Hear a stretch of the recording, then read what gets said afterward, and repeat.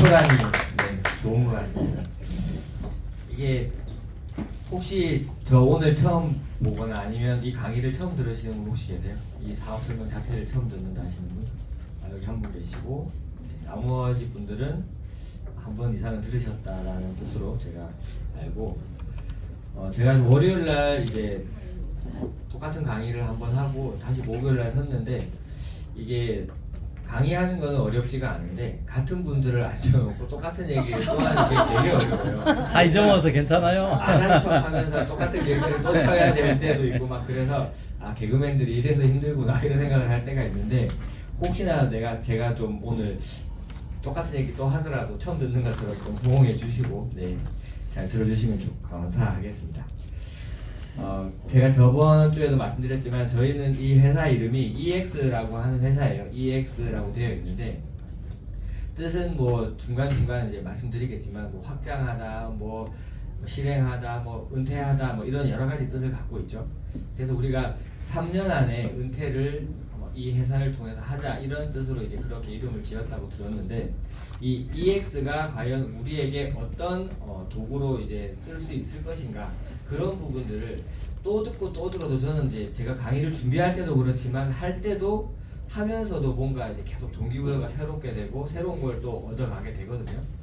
그런 부분들을 좀 보셨으면 좋겠고, 여러 가지 뭐 좋은 미사 여구를 쓰면서 뭐 이 포장할 수도 있겠지만 돌직구로 얘기하면은 저희는 돈을 벌기 위해서 이 회사에 왔습니다. 저는 10년 전 정도쯤부터 이제 네트워크라는 이제 사업을 시작을 하면서 계속 네트워크만 부부 사업자로 이제 계속 해왔는데, 처음에 제가 이 일반적인 일, 그냥 컴퓨터, 제가 IT를 전공을 했기 때문에 IT를 하면서 이제 버는 돈들, 그 월급이라고 그러죠. 그런 것들을 받으면서 되게 만족스러운 삶을 살았어요. 저는 항상 퇴근하면 치킨 반마리 그리고 소주 한 병 사가지고 집에 가서 그냥 가볍게 드라마 틀어놓고 막 슬픈 장면 나오면 울기도 하고 하면서 그렇게 좀 약간 소박하게 사는 걸 좋아했던 사람인데, 이 세계로 오고 나니까 다들 꿈도 목표도 어떤 행동도 너무 막 미래지향적이고 비전 있게 막 그렇게 하더라고요. 처음에는 좀 적응이 안 됐어요. 이 사람들 틈에서 내가 잘 살아나갈 수 있을까 했는데, 하다 보니까 어느 순간 저도 똑같은 이제 이야기를 하고 똑같은 방향을 얘기를 하고 꿈을 이야기를 하고 있더라고요.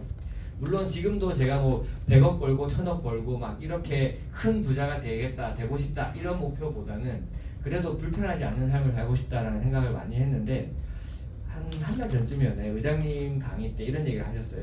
0.1%의 이제 삶을 살게 되면 주변 사람들의 삶을 다 바꿔줄 수 있다, 이 얘기를 딱 하셨는데, 제가 그게 너무 저한테 와닿았고 저도 그렇게 하고 싶다는 생각이 드는 거예요.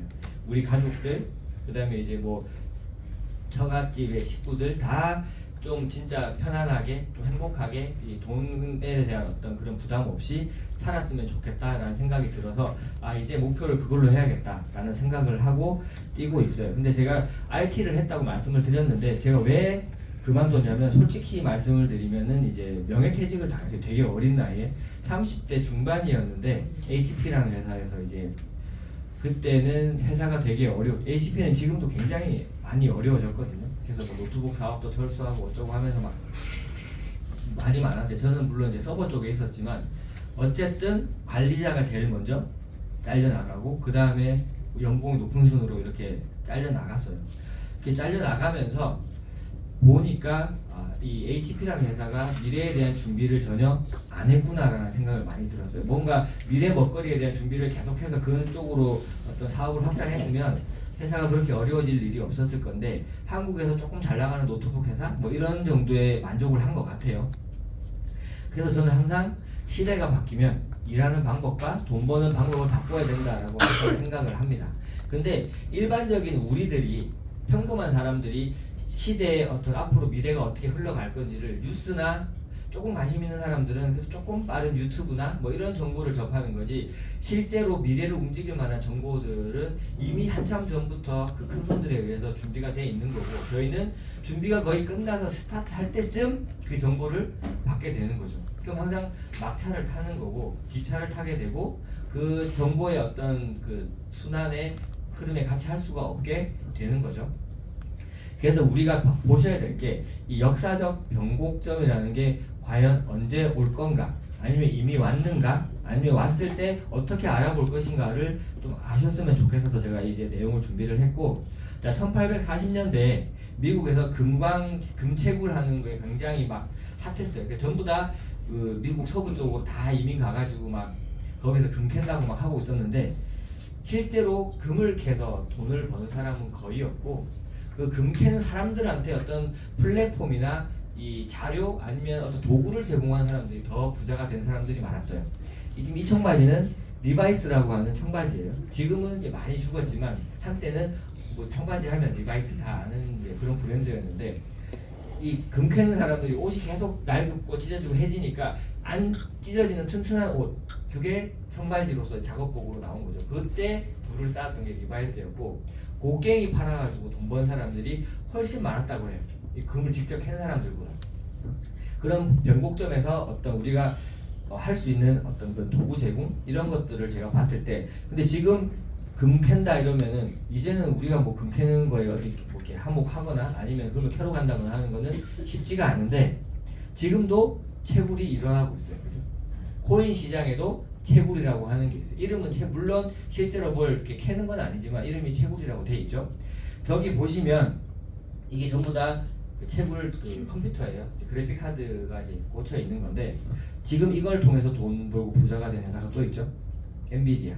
엔비디아가 엄밀히 말하면 그때 우리나라 왔을 때 젠슨항이 와가지고 PC방 때문에 자기가 엄청 커졌다 고맙다 한국 뭐 이런 얘기를 치킨집에서 했었는데, 실제로 정말 많은 그래픽 카드가 이때 팔렸어요. 저 채굴 붐일 때. 그러면서 회사가 많은 이제 성장을 하게 되죠. 또 하나가 석유를 한참 이제 시추하면서 막 석유가 엄청나게 많이 나올 때, 이 록펠러라고 하는 사람이 이 많은 석유를 어디론가 옮겨야 되는데 그 철도망을 만들면 돈이 되겠다. 내가 철도망을 장악해야지라는 생각을 한 거예요. 그래서 록펠러라는 사람이 철도망을 깔았고, 지금 어때요? 엄청난 대부자로 살고 있죠. 근데 또 놀라운 건 지금도 그런 비슷한 일을 하는 회사가 있다는 거예요. AWS. 이렇게만 보면은 다 처음 본다고 얘기를 하세요. 아마존 웹 서비스의 약자예요. 아마존이라는 회사는 물건 파는 온라인 쇼핑몰 회사가 아니에요. 데이터를 사고 파는 회사예요. 그래서 저렇게 웹 서비스를 만들어서 우리나라든 전 세계 큰 대기업들, IT라는 대기업들은 전부 다 여기에 데이터망을 쓰고 있어요. 서버를 여기서 쓰고 있고, 우리가 구글 포토, 뭐 구글 드라이브 이런 거 쓰시죠? 온라인에 이렇게 해놓고 저장해서 그런 모든 데이터를 여기서 다 저장을 하고 우리가 왔다 갔다 쓸 수 있게 해주면서 어떻게 돼요? 돈을 내죠. 물론 무료로 쓰시는 분도 많지만 저도 한 달에 한 2만 원 정도는 데이터 서버 비용을 쓰거든요. 올려놓을 게 많으니까. 그런 식으로 사람들이 이제 이 전자 데이터가 왔다 갔다 하는 이거에서도 전성망을 만들어서 돈을 받는 회사들이 큰 부자가 됐다는 거죠. 반대로 시대의 흐름을 못 따라가서 망하는 회사들도 있어요. 코닥필름 보신 분 요즘에, 아니면 혹시 모르시는 분, 진짜로 제가 모르시는 분 했더니 어떤 젊은 친구가 손을 든 적이 있어요. 처음 들어보죠. 모르는 이유가 있죠. 중간에 회사가 부도가 났어요. 망했단 말이에요. 왜 망했냐면 이 디지털 카메라라는 게 처음에 세상에 나오면서 이 필름을 쓸 일이 점점 없어지니까 망했는데, 웃긴 건 최초의 디지털 카메라를 발명한 회사가 코닥이었어요. 근데 본인들이 개발해 놓고 필름이 안 팔릴 걸 걱정을 해서 기술을 저 뒤로 밀어놓은 거죠. 그런데 그 다른 회사들이 그 기술을 발전시켜가지고 소니라든지 이런 여러 유명한 카메라 회사들이 발전을 시켜서 결국 이 코닥이라는 회사는 시대의 뒤안길로 가버렸어요. 여기 후지필름도 같은 일을 하는 회사였는데 쟤들은 아직 잘 살아있어요. 왜? 그 미래를 미리 보고 사업 방향을 다각면으로 바꿨죠. 그냥 일반적인 필름 파는 걸로는 안 된다는 걸 깨닫고 바꿔서 살아남았어요. 역사적으로 많은 변곡점이 있었고 많은 어떤 사업혁명들이 있었어요. 1차 산업혁명, 뭐 이런 어떤 석탄 이런 거에 증기의 발명, 그 다음에 로봇, 뭐 여러 가지가 개발이 되고 발전이 됐는데, 마지막으로 와 있는 저 4차 산업혁명 시대는 나머지는 그래도 전부 다 사람이라는 게 다 들어갔어요. 사람이 편리하게 일할 수 있는 도구들이었지 사람이 없어도 되는 도구들은 아니었거든요. 근데 지금 마지막에 나오는 건 사람이 없어도 되는 그런 도구들이 계속 나오고 있어요. 기술이 발전하면 고용이 없는 성장이 옵니다. 고용 없는 성장이 무슨 말이냐면 어떤 산업 일자리가 좋아지고 효율이 좋아지고 나올 수 있는 어떤 자동차를 만든다 그러면은 나오는 자동차의 개수는 많아지는데 사람은 필요가 없어지게 된다. 이런 뜻이죠. 결국 노동의 종말이 오게 된다. 이런 이제 얘기를 제레미 루틴이라는 사람이 책으로 이제 했었는데 실제로 보니까 자동차 만드는 공장인데 사람이 한 명도 없어요.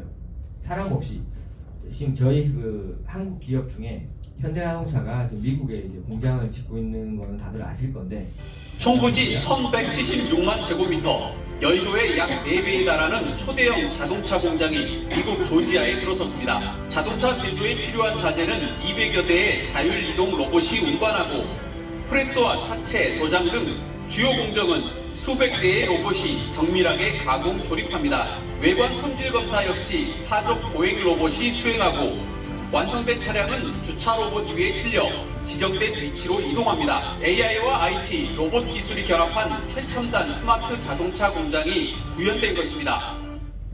이런 식으로 지금 사람이 거의 필요 없이 모든 게 로봇이 AI가 할 수 있게 공장이 만들어졌는데 그래도 어떤 특정한 동작이나 어떤 특정한 부위에서는 사람이 꼭 필요했었단 말이에요. 근데 이번에 CES 2026에서 이게 발표가 됐어요. 현대자동차 그룹이 자회사 보스턴 다이내믹스의 휴머노이드 로봇 아틀라스 차세대 모델을 공개했습니다. 누운 상태에서 일어선 차세대 아틀라스가 사람처럼 걸음을 옮겨 무대 중앙으로 이동합니다. 이어서 어깨와 팔, 허리를 자유롭게 회전하고 목은 360도로 움직이며 유연한 관절 구조를 보여줬습니다. 또한 차세대 연구형 모델 아틀라스를 직접 소개하는 동작도 보여주었습니다. 공개된 차세대 아틀라스는 다관절 구조와 센서를 기반으로 최대 50kg의 무게를 들 수 있고 2.3m의 높이까지 도달할 수 있습니다. 또한 기존 버전보다 가벼워졌고 영하 20도에서 영상 40도의 환경에서도 성능을 발휘할 수 있다고 알려졌습니다. 현대차 그룹은 차세대 아틀라스 개발형 모델을 제조 현장에 적용해 인간과 로봇의 협업을 단계적으로 확대할 계획입니다. 그 AI를 개발하는 이 개발자들 사이에서 모라벨의 역설이라고 하는 게 있는데 이게 뭐냐면 사람이 하기 어려운 건 로봇이 잘할 수 있고 로봇이 하기 어려운 건 사람이 잘할 수 있다. 쉽게 얘기해서 식당에서 물을 손님한테 서빙해주는 일은 사람이 훨씬 더 잘했죠. 로봇이 하기에는 못하는 건 아니지만 그 효율이나 인건 비용이나 여러 가지가 훨씬 더 비싸니까 효율이 떨어졌는데 지금 이 로봇가 나오고 나서 지금 솔직히 전 세계적으로 난리가 났어요. 정말 말도 안 되는 로봇이 만들어졌다라고 지금 이야기를 하거든요. 일반적인 어떤 지금까지 만들어졌던 거랑은 너무 다른 그런 게 만들어져서 이제는 사람은 쉽게 할 수 있는 그런 동작들, 로봇이 하기 어려웠던 것들을 더 사람보다 효율적으로 잘할 수 있는 그런 이제 로봇이 개발이 됐어요. 아까 여기서 잠깐 나왔던 사족보행이라고 나왔던 노란색 그 강아지 같은 로봇은 이미 그 백악관에 경비 로봇으로 취직을 해가지고 쓰이고 있어요. 그러니까 이 취직 맞죠? 이 개발한 회사를 이 현대자동차가 인수를 해서 지금은 이제 그 같이 로봇 개발까지 같이 하고 있는데 중요한 건 이제 자동차뿐만 아니라 웬만한 뭐 공장이나 이런 데서는 사람이 필요 없게 일을 생산성은 엄청 늘어난다는 거죠. 실제로 이 흰색 선이 고용이고요, 빨간 선이 성장인데 잘 가다가 GPT가 딱 나오고 나서부터 구인은 계속 떨어지고 생산은 엄청나게 올라가고 있어요. 저도 이거 작업 같은 거 하면 이 AI 도움 되게 많이 받거든요. 물론 내 아이디어가 있어서 그걸 구현해 달라고 했을 때 답을 주는 거지만 어쨌든 굉장히 많은 생산성의 향상을 가지지만 사람이 거의 필요 없어지는 그런 시대에 도래를 했다는 거죠. 이거를 알고 나면 진짜 피부로 좀 느끼셔야 돼요. 제가 그 회계사 모임 하는 어떤 단톡방에서 어떤 글을 본 적이 있는데 회계사는 AI에게 대체가 될까요 안 될까요? 라는 질문이었어요. 회계사는 숫자 계산하는 사람들이잖아요. 누구보다 AI가 잘할 거잖아요. 근데 회계사들은 이제 걱정을 안 하더라고. 우리는 대체 안 당할 거야 막 이런 얘기를 하고 있는데 이미 월가에서는 20만 명이 올해 잘릴 예정으로 들어가고 있대요. 많은 금융이든 뭐든 다 AI한테 대체가 되고 있는데 그럼 우리는 대체가 될 것인지 AI가 저렇게 쫓아내요 이제 아니면 AI를 활용해서 AI를 부려서 돈을 벌 수 있는 어떤 그런 시도를 해볼 건가 그런 얘기인 거죠. 그냥 일반적인 AI가 막 개발됐어요 라면은 우리가 이런 얘기를 하고 있을 이유가 없지만 이미 변곡점이 왔어요. AI를 통해서 변곡점이 왔고 이 패러다임의 전환에서 보시면 화폐 권력이 이동하고 있다는 얘기 혹시 들어보신 적 있으세요? 요즘에 굉장히 많이 핫하게 나오는 건데 50년마다 한 번씩 전 세계 화폐의 어떤 권력이 이동을 한대요. 그래서 뭐 어떤 나라의 화폐가 뭐 좋았다든지 아니면 뭐 어떤 디지털 화폐가 좋았다든지 하는 그런 식으로 하는데 그동안 미국 달러가 화폐의 패권을 갖고 있었어요. 근데 미국 지금 아시는 분은 아시겠지만 굉장히 많은 빚으로 1년 국방비보다 그 빚에 이자를 더 많이 내고 있어서 지금 부도 직전이까지 갔었거든요. 근데 이 스테이블 코인을 이제 법을 만들었죠.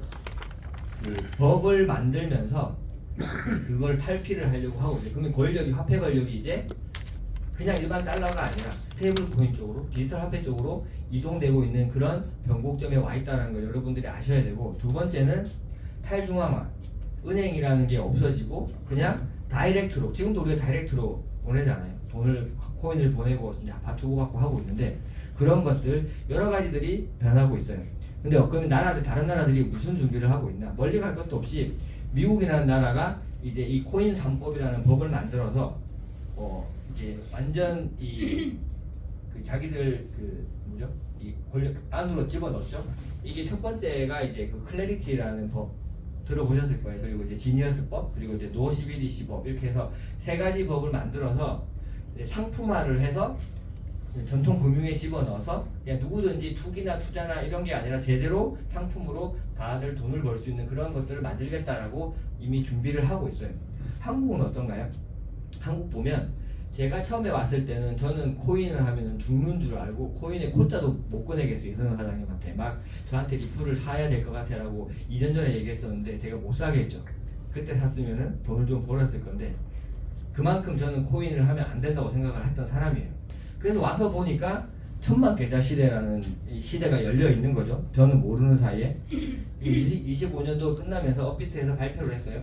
누적 회원이 1,326만 명이다라고 발표를 했어요. 그러면서 정말 많은 사람들이 이 코인 시장에서 투자를 하고 있다. 디지털 자산으로 어떤 행위를 하고 있다라는 걸 이제 얘기를 했고 뚜레쥬르에서 업비트 케이크가 나왔어요. 이거 사면 1 비트코인 준대요. 빨리요. 뚜레쥬르로 달려가셔가지고 예약을 하시고 사세요.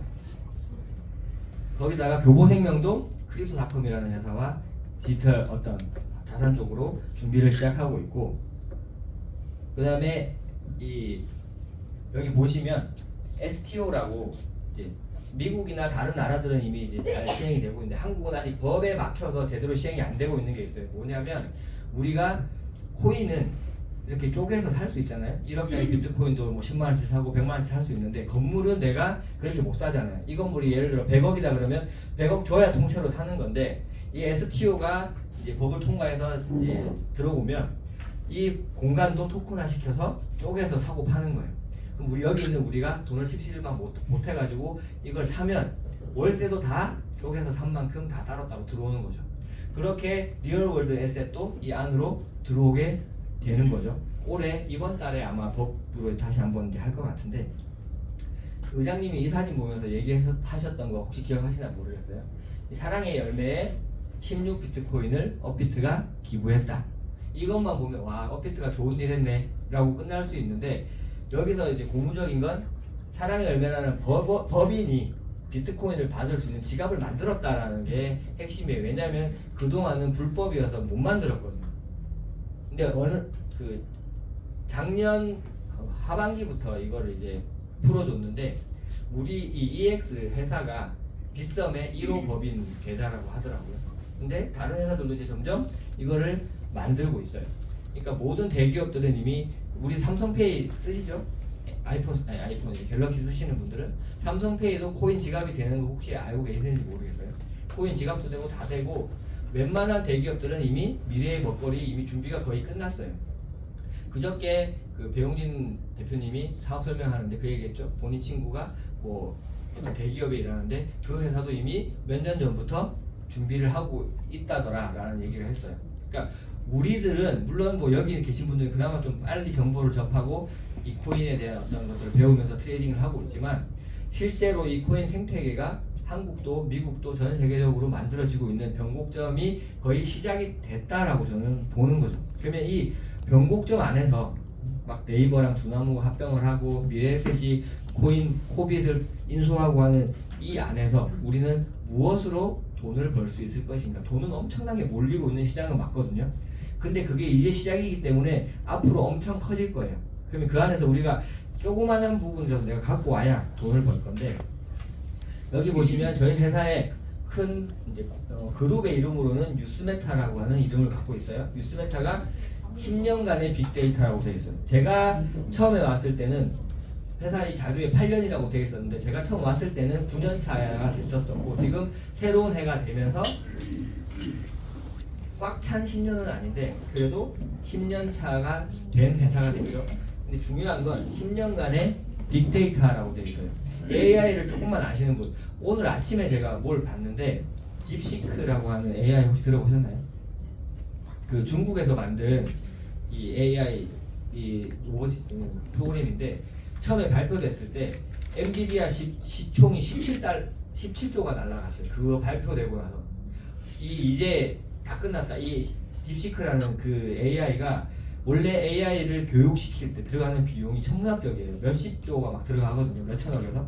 근데 그 딥시크는 80억으로 교육을 끝냈다. 근데 이 능력이 추론 능력이 더 좋은 거예요. 막 다른 챗 GPT나 막 제미나이 이런 것들보다 훨씬 좋은 거예요. 그래서 난리가 났죠. 드디어 이제 중국이 이제 다 끝장내는가 보다 했는데 오늘 아침 뉴스를 봤더니 이제 그 회사에서 항복을 했어요. 자기들은 더 이상 능력이 없어서 발전을 못 시키겠다. 야, 자기 GPT한테 졌다 뭐 이런 얘기를 했는데 왜 그런 차이가 나냐면 학습을 시키려면 데이터가 필요하고 데이터는 누적이잖아요. 그 회사들이 오랜 시간 그 큰 비용으로 누적시킨 그 데이터를 따라가려고 편법을 막 쓰다 보니까 순간적인 스피드로 잠깐 앞서갔는데 장거리에서 단거리로 빨리 뛰면 금방 지치잖아요. 지쳐서 이제 데이터를 쌓을 수가 없는 거예요. 그러니까 이 AI는 데이터가 시작이고 끝이고 마지막이에요. 그러니까 이 데이터가 가장 중요한데 저희 회사가 10년 전에 처음 딱 생겼을 때 의장님이 가장 잘했던 것 중에 하나가 본인 입으로 말씀하셨어요. 내가 가장 잘했던 것 중에 하나가 바이낸스의 API를 연동한 거다. 이런 얘기를 했어요. 연동을 함으로 해서 이 바이낸스에서 일어나는 모든 거래 데이터가 다 우리 고해한테 막 넘어오는 거예요. 이때는 이렇게 거래됐고 저때는 저렇게 거래됐고 매수가 언제 됐고 막 고래들은 어떻게 움직이고 이런 것들이 막 데이터로 들어오니까 AI가 그걸 계속 빅데이터 딥러닝을 하기 시작한 거죠. 근데 딥러닝은 시간이 걸려요. 필요하기 때문에 5년 동안 단순히 그 거래 데이터가 아니라 공짜로 저희 차트를 줬죠. 스코어 차트를 5년 동안 공짜로 줬어요. 그거를 사람들이 보면서 실제로 사고 파는 데이터까지 합쳐져서 10년간 이 딥러닝을 한 거예요. 얘가. 미래는 데이터 전쟁의 시대예요. 데이터가 모든 것이라는 거죠. 지금부터 이제 미래의 세계에는 특히 금융에서는 이게 왜 데이터가 수익이 되냐면 불확실성이 제거돼요. 금융회사가 앞으로 미래의 부를 예측하는 회사들이 내년에 어떻게 될지 그 얘기를 제가 들은 적이 있는데 이 옷 디자인하는 그 공장 회사들 그런 이제 대기업들은 이 유행하는 색깔이 있잖아요. 내년마다 무슨 색깔이 유행한다 이런 얘기하는데 5년 전부터 정해진대요. 이 색이. 그러니까 내년에는 무슨 색, 그 내년에는 무슨 색이 유행할 거고 미리 준비해놓고 디자인도 다 해놓는다는 거죠.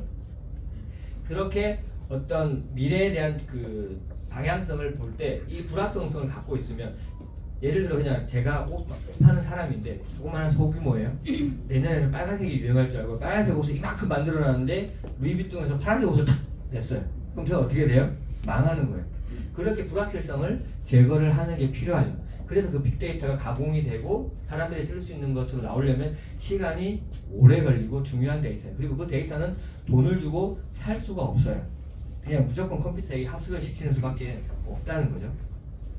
그래서 고야 AI의 이 가치는 일단 10년간의 빅데이터 그리고 7가지 이 회사에서 개발한 7가지 알고리즘이 결합이 되면서 만들어지는 독보적인 모델이라는 거예요. 이거 비슷한 회사들 많잖아요. 뭐 우리도 뭐 시그널 준다, 우리도 뭐 차트 만들었다, 우리도 AI다, 로봇이다, 별의별 얘기 다 하지만 솔직히 얘기하면 비교 자체가 안 되는 그런 수준들이에요. 전부 다. 그냥 약간 컴퓨터 프로그램 살짝 돌려갖고 만들어낸 느낌인 거지 이렇게 진짜 빅데이터를 모아서 만드는 회사가 없다는 거죠. 그러다 보니까 저희 회사가 항상 저희가 사업 설명할 때 뭐 나와요? 2016년도부터 만들어졌던 그 연역이 쭉 나오잖아요. 그거를 핵심으로 보셔야 돼요. 진짜 긴 세월 동안 제대로 만들어졌구나. 돈으로 살 수 없는 10년의 기록을 갖고 있는 회사구나. 그럼 저희 회사 따라하는 회사들이 나오겠죠. 두신문 의장님이 그 강의 때 그런 얘기 하셨어요. 우리나라에서 1등을 하면 중국이 따라 만든대요. 짝퉁을. 그러니까 중국이 짝퉁을 만들었다는 얘기는 약간 자랑스러워해도 된대. 아, 한국에서 되게 잘 나가는 브랜드구나. 이런 느낌을 가져도 된다 하던데 우리 게 지금 1등으로 치고 나가니까 분명히 짝퉁이 따라 나올 거예요. 우리도 시그널 준다, 뭐 알고리즘 있다, 어쩌고 저쩌고 진짜로 제대로 만들 수 있겠죠. 근데 어떻게 돼요? 10년간 그 데이터를 모아야 지금 우리하고 똑같아지는 건데 10년 뒤면 저희는 20년의 데이터를 갖고 있는 회사가 되는 거죠. 그러니까 그 누구도 따라올 수 없는 독점력을 갖고 있는 그런 차트다라는 것들을 아셨으면 좋겠어요. 그래서 우리는 시간의 진입장벽을 그냥 회사가 주는 데이터를 가지고 다 넘어가는 거고 정제를 한 7가지 알고리즘으로 쓸데없는 데이터를 다 빼고 그냥 롱이다, 숏이다, LL이다, SS다 이런 딱 직관적인 그런 시그널로 우리에게 주고 있다는 거예요. 그래서 딱 정리하면 이 2가지 큰 단어로 정리를 할 수 있습니다. 10년과 7가지의 알고리즘. 그래서 이거를 제가 이제 좀 약간 있어 보이게 글로 풀었더니 미래의 불을 선점하게 하는 디지털 예언서다. 이런 이제 말로 제가 한번 풀어봤어요. 진짜 미래를 예언한다는 느낌이 드니까. 그랬더니 무슨 일이 일어났어요? 헤럴드 머니페스타에서 우리 회사를 초청을 했어요. KB, 뭐 하나, 신한, 농협 이런 모든 정통 금융회사들이 같이 하고 있는 이 재테크 박람회에 코인 차트를 만드는 회사를 초대를 해서 사람들에게 투자하는 방법을 알려달라 그러고 강의를 해달라 그러고 할 정도로 저희 회사의 어떤 신뢰도나 인지도가 올라가고 있다는 거죠. 거기다가 한국경제TV에서 지금 일주일에 2번씩 그 코인에 관련된 브리핑을 해요. 코인 마켓 워치라고 하는 그 코인 마켓 워치에서 쓰고 있는 그 차트가 저희 회사 차트인데 잠시만요.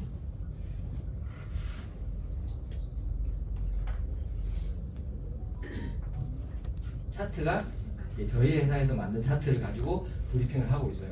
지금은 한국경제TV지만 이거 근데 한국경제TV도 되게 유명한 미디어잖아요.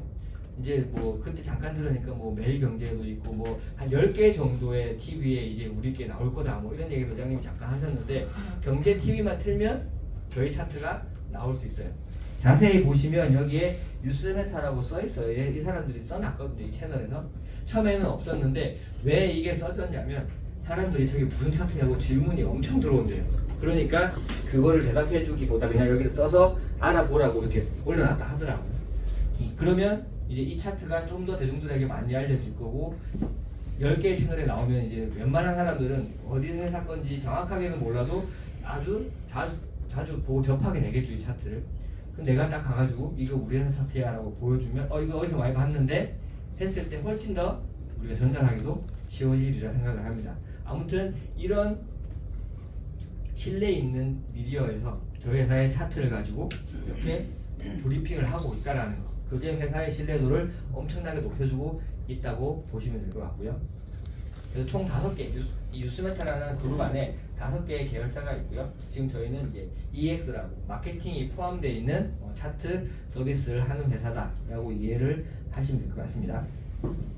그래서 현재 지금 저희가 강의 듣고 있는 이 A 교육장이라고 하는 이 교육장 건물 한 6개 층 그리고 바로 뒤에 있는 건물 자손 빌딩인가요? 거기 건물 한 5개 층 해서 총 10개가 넘는 층을 지금 현재 사용 중이고 4대 보험이 적용되는 직원만 70명 정도 된다고 들었기 때문에 이 업계에서는 굉장히 대기업이다 이렇게 좀 이해를 하셔도 될 것 같아요. 업비트가 작년에 매출이 12조였어요. 이익이. 근데 12조 중에 그러니까 1조 2천억이었나? 12조 아무튼 그렇게 이익을 올리는 회사를 그 대기업으로 보면 10위권 안에 들어가는 회사인데 이 직원의 수가 450명밖에 안 되거든요. 업비트가. 그러면 1인당 직원 1인당 벌어들이는 그 비용으로 따지면 50억 정도가 돼요. 근데 그 10위권 안에 있는 회사들이 전부 다 직원의 수가 10,000명이 다 넘어요.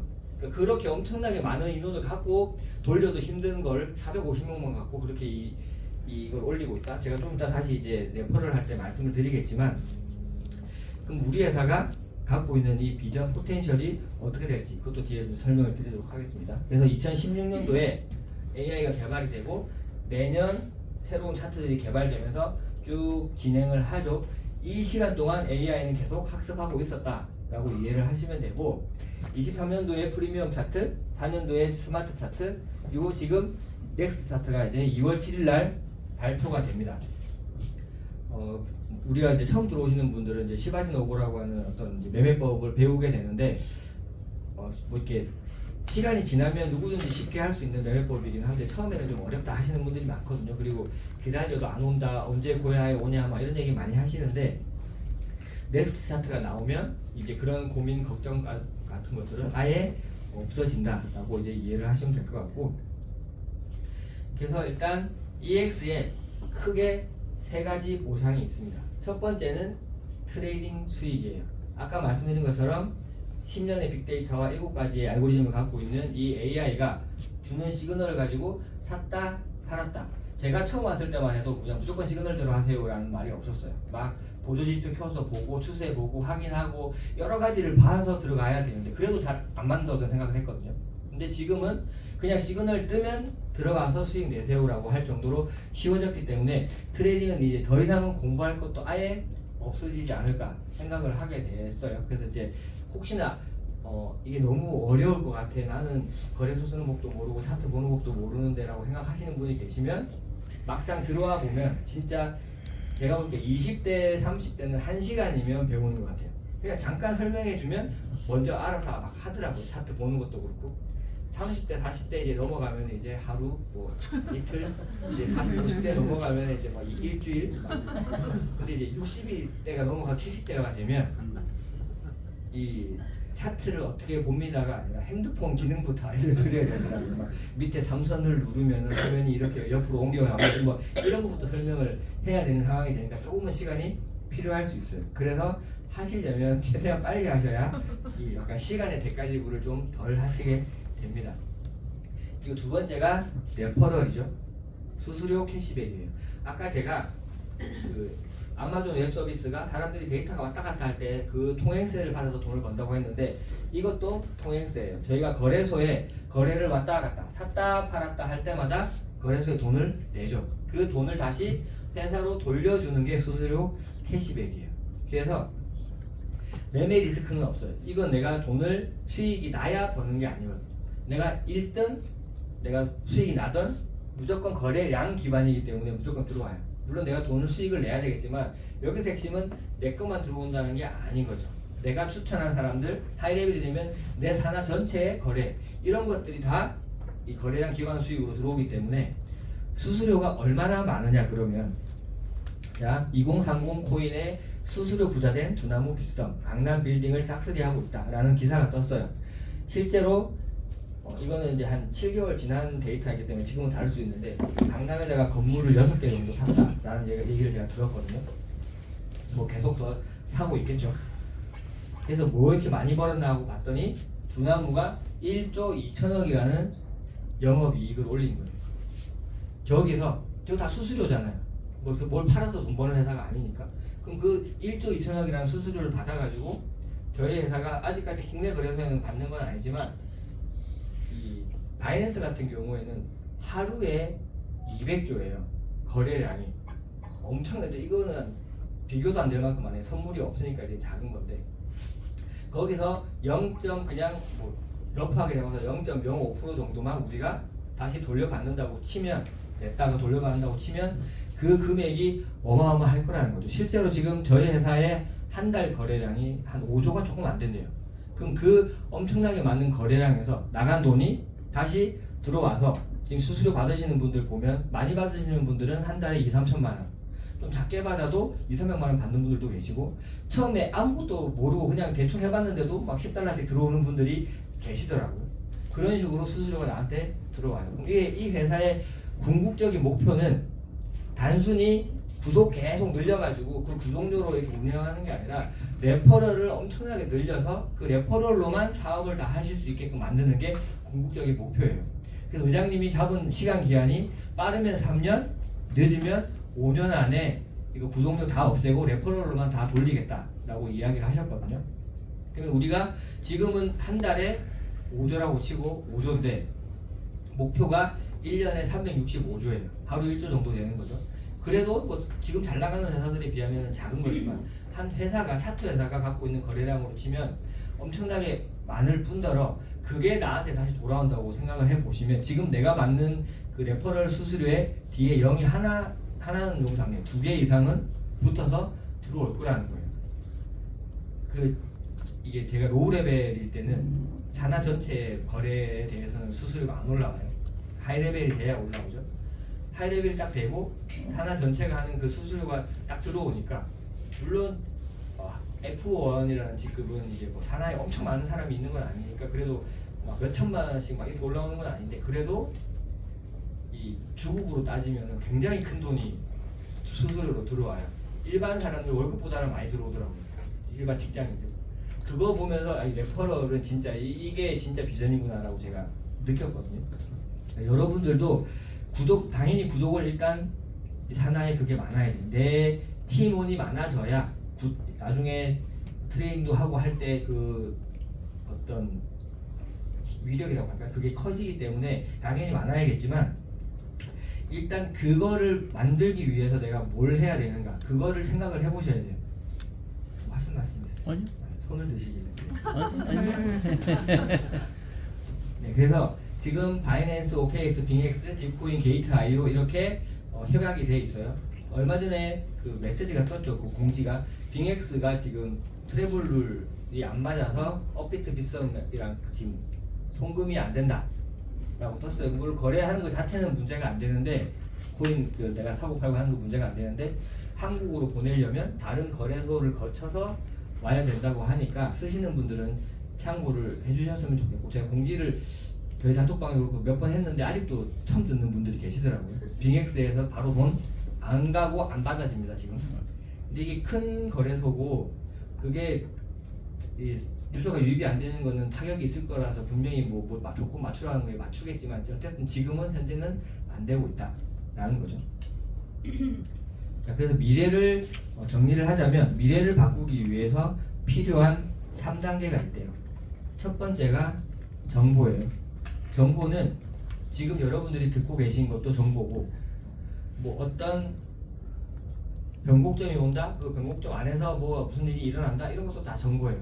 근데 내가 정보를 들었다고 해서 끝나는 게 아니라 그 정보가 신뢰가 있는 정보인지 확인을 하셔야 되는데 내가 어떤 공부를 해서 그게 맞는지 안 맞는지를 증명을 해내려면 시간도 돈도 엄청나게 낭비될 거예요. 그러면 미리 미래를 가보고 있는 사람들 이미 지금 현재 해서 먼저 가고 있는 사람들을 보면 알겠죠.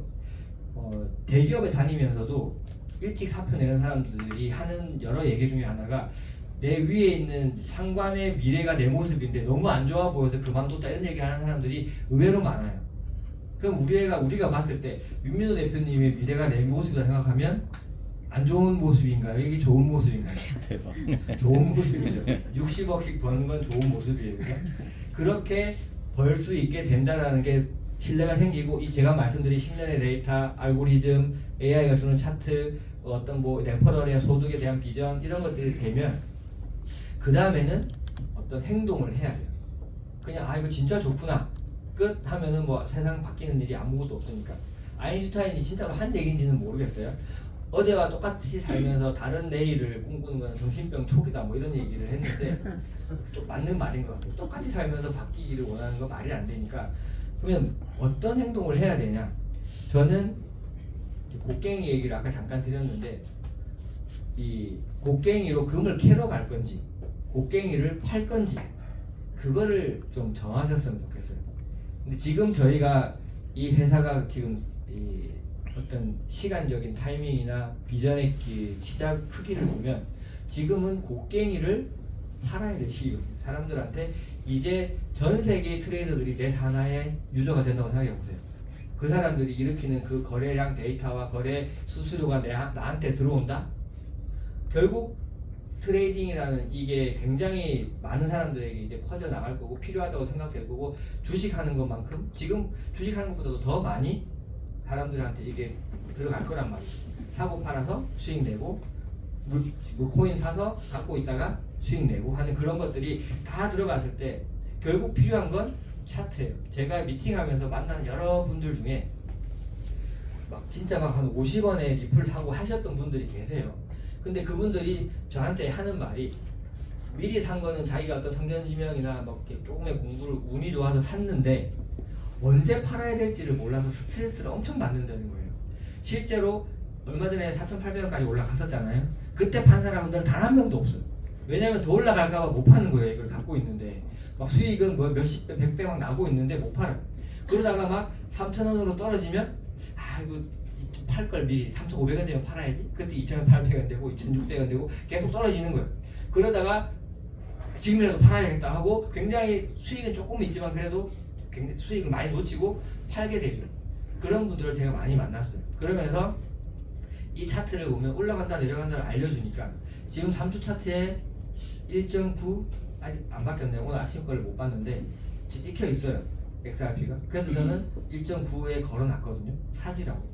그러면 싸게 샀다가 비싸게 알려주면 비싸게 팔면 되고 그게 싫으면 그냥 LL 뜨면 사고 SS 뜨면 팔고 그것만 해도 코인 개수가 엄청나게 늘어날 거니까 그렇게 쉽게 트레이딩을 할 수 있는 상태이기 때문에 이 차트가 필요한 사람들이 엄청 많아질 거예요.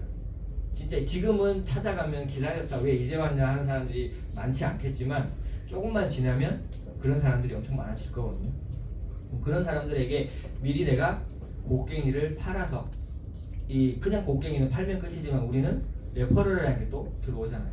그 곡괭이를 팔아가지고 그 사람들이 트레이딩을 잘할 수 있게 해주고 그 생태계가 완성됐을 때 들어오는 그 천문학적인 수익을 만들어 가자고 얘기하는 게 DX가 여러분들한테 제안하는 비즈니스 모델이에요.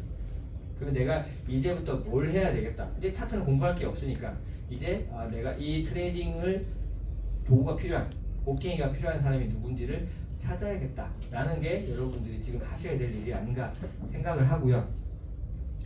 그래서 일단 지금 제가 한 45분 정도 이렇게 얘기를 말씀을 드렸는데 이미 뭐 확신 가지고 뛰시는 분들은 지금처럼 그냥 하시면 되고 아직까지 내가 잘 모르겠다. 나는 조금 더 검증해 봐야겠다.